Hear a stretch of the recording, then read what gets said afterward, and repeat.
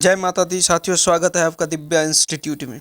आप देख रहे हैं आधुनिक भारत के टॉप 25 क्वेश्चंस के बेहतरीन सीरीज के पार्ट 4। ये वीडियो किन के लिए ज़रूरी है?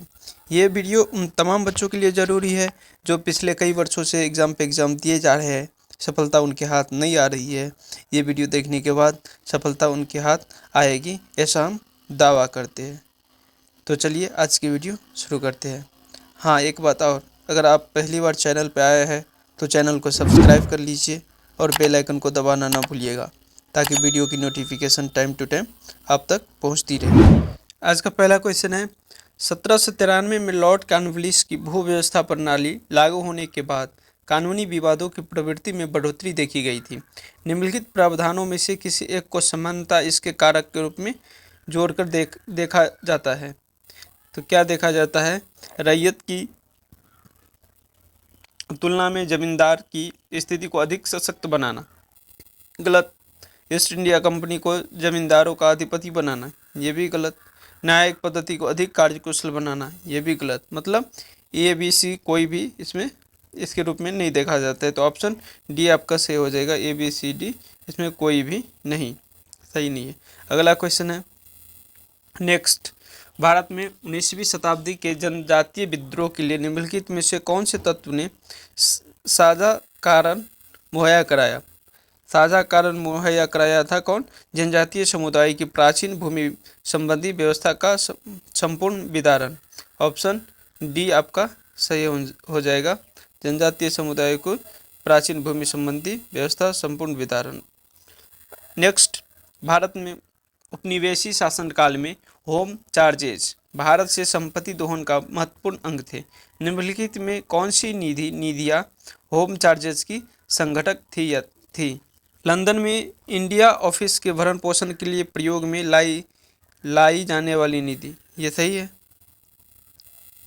भारत में कार्यरत अंग्रेज कर्मचारियों के वेतन तथा पेंशन देने हेतु प्रयोग में लाई जाने वाली निधि, ये भी सही है।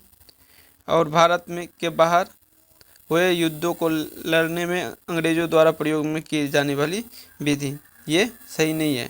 तो आपका 1 और 2 सही हो जाएगा। ऑप्शन बी आपका सही हो जाएगा। 1 और 2 ऑप्शन बी।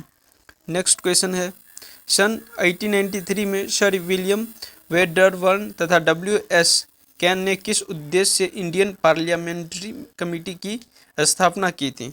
किस उद्देश्य से की थी? तो भारत में राजनीतिक सुधार हेतु हाउस ऑफ कॉमन्स में आंदोलन करने के लिए 1893 में इसका स्थापना किया गया। ऑप्शन ए इसका सही हो जाएगा। नेक्स्ट क्वेश्चन, रैयतवाड़ी बंदोबस्त के संदर्भ में निम्नलिखित कथनों पर विचार कीजिए। रैयतवाड़ी के संबंध में विचार करना है। किसानों द्वारा लगान सीधे सरकार को दिया जाता था। सरकार रैयत को पट्टे देती थी, ये भी सही है। और कर लगाने के पूर्व भूमि का सर्वेक्षण और मूल्य निर्धारण किया जाता था, ये भी सही है। 1 2 3 ऑप्शन सी आपका सही हो जाएगा। 1 2 और 3 सही है। नेक्स्ट क्वेश्चन है, निम्नलिखित में कौन सा कथन ब्रह्म समाज के बारे में सही है? कौन सा कथन ब्रह्म समाज के बारे में सही है? इसने मूर्ति पूजा का विरोध किया, सही है। मूर्ति पूजा का विरोध किया। इसने धार्मिक ग्रंथों की व्याख्या के लिए एक पुरोहित वर्ग की आवश्यकता से इनकार कर दिया, ये भी सही है। और इसने एक सिद्धांत को लोकप्रिय बनाया कि वे वेद अचूक है, ये गलत है। 1 और 2 सही है। तो ऑप्शन आपका बी सही हो जाएगा। 1 और 2 दोनों। नेक्स्ट क्वेश्चन है, निम्नलिखित पर विचार की। मृदा के स्वरूप तथा उपज के गुणों के आधार पर भूमि राजस्व का मूल्यांकन अंग्रेजों की भारत को देन थी, ये तो देन नहीं थी, अंग्रेज को भारत को नहीं दिया था, गलत है। युद्ध में चलते फिरती तोपों का उपयोग नहीं, भारत को कहाँ अपने किया था। तंबाकू और लाल मिर्च की खेती, ये भी नहीं दिया था, उससे पहले तंबाकू की खेती हो रही थी। तो ऑप्शन आपका इनमें से कोई नहीं, ऑप्शन डी सही हो जाएगा, इनमें से कोई नहीं। नेक्स्ट क्वेश्चन है, इलवर्ट विल विवाद किससे संबंधित था? इलवर्ट विल विवाद किससे संबंधित था? यूरोप के लोगों के मामलों की सुनवाई करने के लिए भारतीय न्यायाधीशों पर लगाए गए अयोग्यताओं का हटाया जाना। ऑप्शन सी आपका सही आंसर हो जाएगा। Option C. नेक्स्ट क्वेश्चन है, रेडक्लिफ समिति को नियुक्ति किया गया था। रेडक्लिफ समिति को नियुक्ति किस लिए किया गया था? भारत और पाकिस्तान के बीच सीमाओं का परिसीमन के लिए। ऑप्शन सी आपका सही हो जाएगा, भारत और पाकिस्तान के लिए सीमा विवाद को निपटाने के लिए। नेक्स्ट क्वेश्चन है, 1905 ईस्वी में लॉर्ड कर्जन द्वारा किया गया बंगाल का विभाजन कब तक चला था? 1905 में जो बंगाल का विभाजन हुआ था वो कब तक चला था? 1911 में दिल्ली में कर्जन ने उसको रद्द कर दिया था, तो ऑप्शन बी आपका सही आंसर हो जाएगा। लॉर्ड पंचम ने 1911 में दिल्ली के दरबार में कर्जन एक्ट को रद्द कर दिया। ऑप्शन बी आपका सही हो जाएगा। नेक्स्ट क्वेश्चन है, महारानी विक्टोरिया की उद्घोषणा 1858 का उद्देश्य क्या था? 1858 का उद्देश्य क्या था? भारतीय राज्यों को ब्रिटिश साम्राज्य में मिलाने के किसी भी विचार का परित्याग कर, सही है,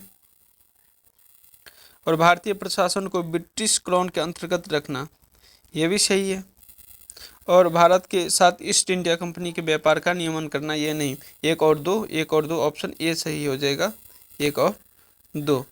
मंगानियार नामक लोगों का एक समुदाय किसके लिए प्रसिद्ध था?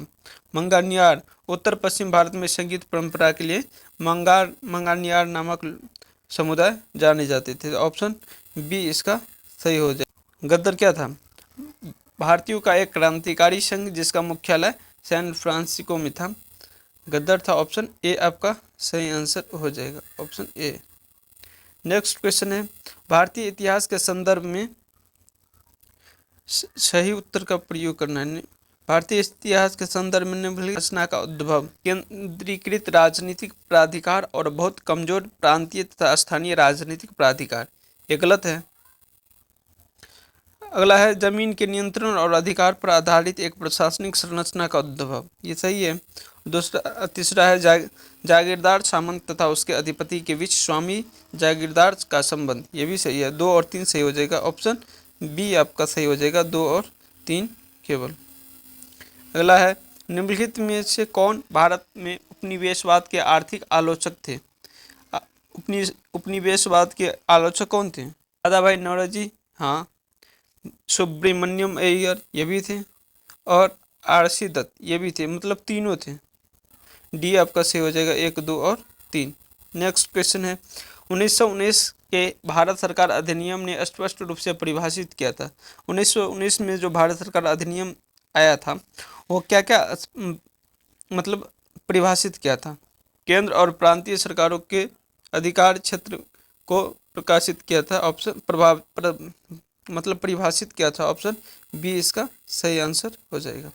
अगला है, सत्यशोधक समाज ने संगठित किया था। सत्यशोधक समाज ने संगठित किया था, महाराष्ट्र में एक जाति विरोधी आंदोलन को संगठित किया था। ऑप्शन सी आपका सही हो जाएगा, महाराष्ट्र में एक जाति विरोधी आंदोलन को। नेक्स्ट क्वेश्चन है, मॉन्टेग्यू चेम्सफोर्ड प्रस्ताव किससे संबंधित है? मॉन्टेग्यू चेम्सफोर्ड प्रस्ताव संवैधानिक सुधार के लिए से संबंधित है। ऑप्शन डी आपका सही आंसर हो जाएगा। नेक्स्ट क्वेश्चन है, केशव चंद्र सेन का संबंध उपयुक्त में से किसकी स्थापना से है? मतलब केशव चंद्र सेन किसकी स्थापना की थी?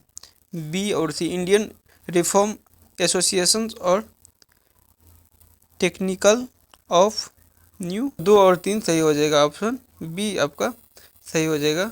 वर्ष 1907 में सूरत में भारतीय राष्ट्रीय कांग्रेस के विभाजन का मुख्य कारण क्या था? 1907 में जो कांग्रेस का विभाजन हुआ था उसका मुख्य कारण क्या था? मुख्य कारण था अंग्रेजी सरकार के द्वारा के साथ नरमपंथियों की वार्ता करने की क्षमता के बारे में चरमपंथियों में विश्वास का अभाव हो गया था, जिसके कारण राष्ट्रीय कांग्रेस का विभाजन हो गया था। नेक्स्ट क्वेश्चन है, सर स्टैफर्ड क्रिप्स की योजना में वह परिकल्पनाएं थी कि द्वितीय युद्ध के बाद क्या परिकल्पनाएं थी? द्वितीय युद्ध के बाद भारत को डोमिनियन स्टेट दे देना चाहिए, ऐसा क्रिप्स की योजना में थी। ऑप्शन डी आपका सही हो जाएगा, ऑप्शन डी। नेक्स्ट है, भारत के सांस्कृतिक इतिहास के संदर्भ में निम्नलिखित कथनों पर विचार कीजिए, इनमें से कौन सही है? अच्छा, कौन सही है? किसके सांस्कृतिक इतिहास के संदर्भ में कौन सही है? त्यागराज की अधिकांश कृतियां भगवान कृष्ण की स्तुति की भक्ति गीत हैं, गलत है।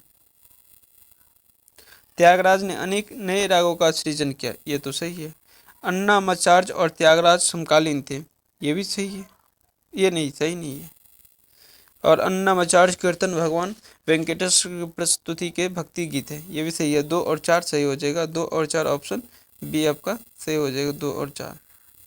नेक्स्ट है 18वीं शताब्दी के मध्य इंग्लिश ईस्ट इंडिया कंपनी के द्वारा बंगाल से निर्यातित प्रमुख पण्य पदार्थ क्या थे? स्टेपल कमोडिटीज क्या थे? कपास, रेशम, सोरा और अफीम। ऑप्शन डी आपका सही हो जाएगा, कपास, रेशम, सोरा और अफीम। नेक्स्ट है लॉर्ड वेलेस्ली द्वारा लागू की गई सहायक संधि व्यवस्था के बारे में निम्नलिखित कथनों कौन लागू नहीं होता है? कौन लागू नहीं होता है? कंपनी के लिए एक नियमित आय का प्रबंधन करना लागू नहीं होता है, तो बाकी सब लागू होता है। ऑप्शन सी आपका सही हो जाएगा, और सब लागू होता है। दूसरों के खर्च पर एक बड़ी सेना बनाए रखना, भारत को नेपोलियन के खतरे से सुरक्षित रखना और भारतीय रियासत के ऊपर ब्रिटिश सर्वोच्चता स्थापित करना, यह सब लागू होता है। नेक्स्ट क्वेश्चन है आज का लास्ट क्वेश्चन। आर्थिक तौर पर 19वीं शताब्दी में भारत पर अंग्रेज शासन का एक परिणाम था, क्या परिणाम था? भारतीय कृषि का वाणिज्यीकरण। ऑप्शन सी इसका आपका सही आंसर हो जाएगा, भारतीय कृषि का वाणिज्यीकरण। तो आज के लिए बस इतना ही, मिलते हैं नेक्स्ट क्लास में, तब तक देखते रहिए Divya institute. Thank you for watching.